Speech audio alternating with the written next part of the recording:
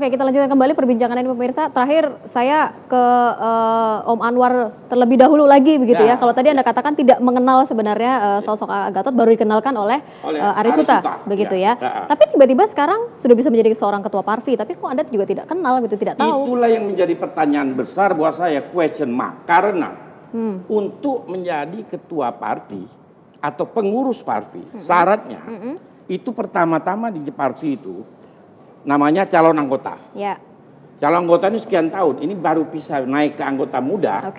Itu setelah melalui elementer, pendidikan khusus. Malah kalau zaman dulu ada P4, harus punya sertifikat itu. Setelah sekian main film, beberapa film dimainkan, baru bisa jadi anggota muda. Oke, itu baru jadi anggota? Anggota muda, belum anggota biasa. Yang bisa jadi pengurus itu adalah anggota biasa. Kalau calon anggota ini, dia tidak punya hak untuk memilih, tidak punya hak dipilih. Nah, kalau kemudian yang naik lagi namanya anggota muda.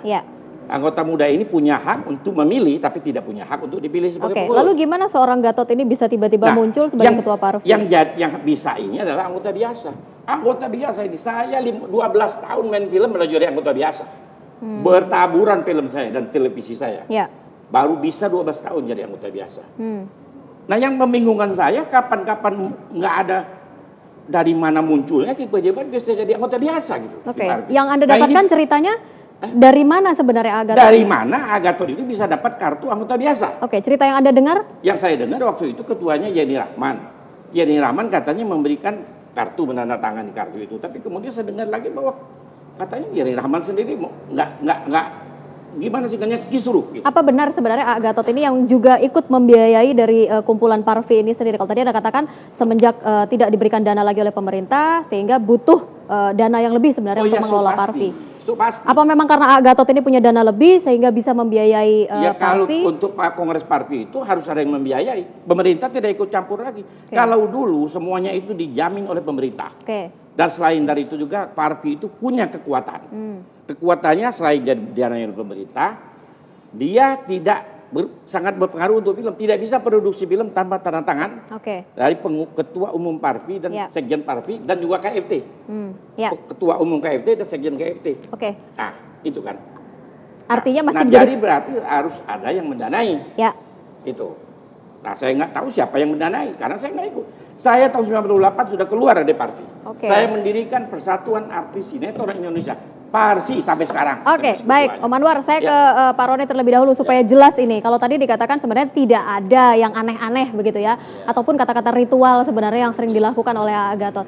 Kalau yang Anda dapatkan sebagai seorang pengacara korban, apa sih cerita para korban ini? Bagaimana mereka bisa sampai akhirnya ke Padepokan itu sendiri? Apakah memang benar karena iming-iming supaya bisa jadi artis, supaya bisa jadi terkenal begitu? Kalau iming-iming sebagai artis, pengakuan dari korban atau mereka yang dari Padepokan itu tidak ada, namun mereka itu kan dibawa dalam alam tidak sadar. Maksudnya bagaimana? Mereka selalu dicekokin dengan yang namanya narkotika jadi sabu. Di mana mereka dicekoki? Mereka itu bervariasi tempatnya. Jadi ada di rumah yang di Pondok Indah, Pondok Pinang itu, kemudian ada juga di hotel-hotel, ada juga yang di Sukabumi, kemudian ada juga dalam bisnya. Apa yang mereka lakukan di tempat-tempat itu sehingga mereka sampai datang ke situ? Ya, jadi gini, ada beberapa korban, mereka diperkenalkan. Salah satu korban CT ini ya, yang dalam pemeriksaan.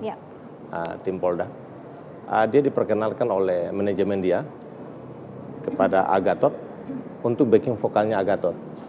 Nah, itu CT itu berusia 16 tahun, tepat 2007. Diperkenalkan untuk backing vokal, kemudian Gatot lebih intens dengan dia secara pribadi. Gatot mengatakan bahwa dia ini adalah malaikat. Saya ini adalah rajanya jin. Beliau mengatakan seperti itu? Mengatakan demikian. Saya ini adalah turunan Nabi Sulaiman. Nah, anak seperti CT ini yang masih belia, yang masih 16 tahun, kemudian dengan penampilan Gatot ya, seorang agamais gitu ya, mereka kan pasti ya. Sebentar saya potong dikit. Berarti Gatot ini orang Yahudi. Gitu. Turunan Nabi Sulaiman. Ya, tergantung bagaimana kepercayaannya saja sebenarnya. Dia malaikat pencabut nyawa katanya. Nah, Agatot ini mengatakan bahwa kamu punya masa depan, ya. Kamu kalau sakit atau kamu ya macam-macam kalimat-kalimat. Di mana obrolan itu terjadi? Obrolannya terjadi di Pondok Pinang. Tapi 2007 itu masih di Kemang, rumahnya dia di Kemang. Kemudian dia diberikan sabu ya, diketahui itu baru terakhir ini sabu. Itu katanya makanan jin. Kamu harus makan ini. Kemudian kalau yang namanya ekstasi itu disebut vitamin. Oh, yang namanya aspat itu kan? Aspat. Asap nikmat. Iya, aspat itu. Setelah itu terjadi, kemudian korban CT ini dibawa ke salah satu tempat dan terjadilah pemerkosaan atau pencabulan itu. Jadi setiap perbuatan yang dilakukan, ya persetubuhan yang dilakukan oleh Agatot itu diawali dengan aspat itu. Baik. Menarik soal aspat, dan tadi kita sudah mendapatkan keterangan begitu ya seperti apa sebenarnya suasana Padepokan. Ini juga ada yang kami coba temui begitu ya dari beberapa masyarakat sekitar yang juga mengetahui sebenarnya seperti apa di Padepokan Gatot Brajamusti. Kami hadirkan informasi untuk Anda pemirsa.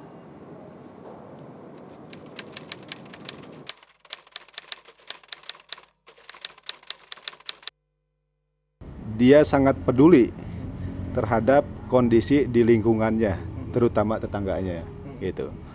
Hal itu dibuktikan dengan banyaknya kegiatan-kegiatan kemanusiaan yang sudah dilakukan oleh AA dan Padepokannya. Gatot di masyarakat itu baik gitu ya, dermawannya. Ya baik buat saya mah, baik banget ya.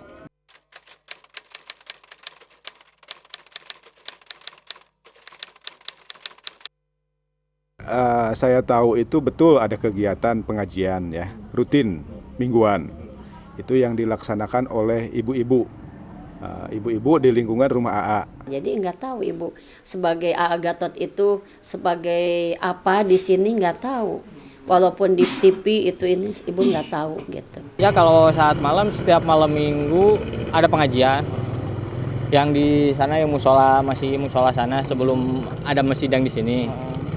Ya biasa aja misalkan kalau malam habis pengajian ya pada pulang jam 9 lah. Ya itu adalah komentar dari warga sekitar Padepokan begitu ya. Pak Roni, baik-baik semua ini pernyataannya yang cukup mengenal Gatot sebenarnya. Oke. Siap. Hitler itu sangat baik kepada rakyatnya, kayak Jerman, luar biasa. Tapi dia menghancurkan 3/4 dunia. Kalau boleh saya ambil kesimpulan, mungkin tampak depannya kelihatan baik begitu, tapi tidak ada yang tahu sebenarnya dalamnya seperti apa. Tampak depannya.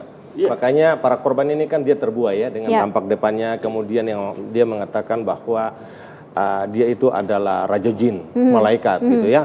Nah, dia melakukan aksi pencabulannya itu dimulai dengan yang namanya aspat. Dan peran daripada istrinya cukup besar. Baik. Nah, gitu. Saya boleh katakan aspat ini yang menjadi tren begitu ya belakangan ini. Nikmat. Asap pembawa nikmat, aspat. Kita lanjutkan kembali di Talk To Anya pemirsa sesaat lagi. Mas Johan udah ketawa-ketawa aja nih. Udah dapat aspat mungkin.